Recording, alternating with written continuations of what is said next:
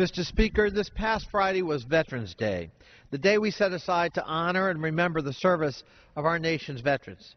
I know that most of my colleagues attended veterans events throughout their districts. I was proud to be at the American Freedom Festival honoring our veterans at a jobs fair and a mega concert at George Mason University. Although Veterans Day originally honored those who fought in World War I, in 1954 it was expanded to include the remembrance of all veterans. And indeed, every veteran deserves such honor. They all chose to risk their lives to protect us. They bravely answered the call of their nation, and sadly, too many died in defense of our freedom. Of course, such noble service would not be possible without the unwavering support of their families. America is safer because of our veterans, from those who served overseas to those stationed here at home. We properly award medals for individual heroic action, but it is their daily dedication, courage, and valor that makes each and every one of them an American hero. There are more than 21 million veterans in the United States, 70,000 in my district, the 11th District of Virginia alone. We celebrate their commitment and their sacrifice from the Revolutionary War to the Iraq War. But our remembrance must not end simply by honoring their past service. Upon leaving the military, many veterans face significant challenges here at home. Although more must be done, the issue of providing care to our wounded veterans has been well documented. I was pleased to join many of my colleagues to support the largest single increase of funding for the Veterans Administration in history.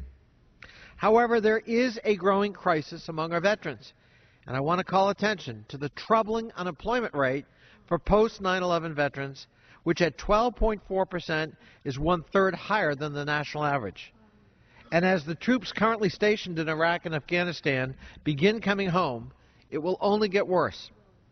These are America's heroes, men and women who risk their lives to protect our families. Congress repeatedly comes together in a bipartisan fashion to support our troops overseas. But ensuring that our troops have the equipment and personnel they need to accomplish their mission has been a priority, but it can't be the only priority. It's long past time that we show the same commitment to our veterans when they come home. More than 1 in 9 veterans who left the service in the past decade is currently unemployed. Jobs have to be our top priority.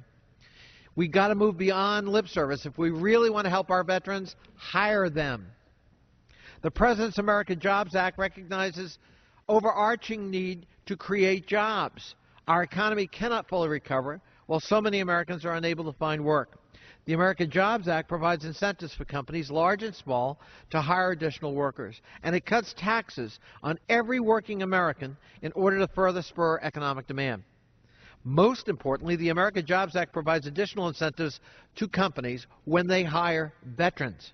The Returning Heroes tax credits, taxes for businesses that hire unemployed veterans.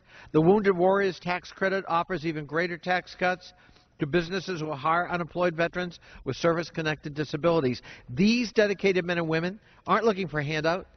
They're looking for an opportunity. And the Senate has already acted on a number of these proposals by the President.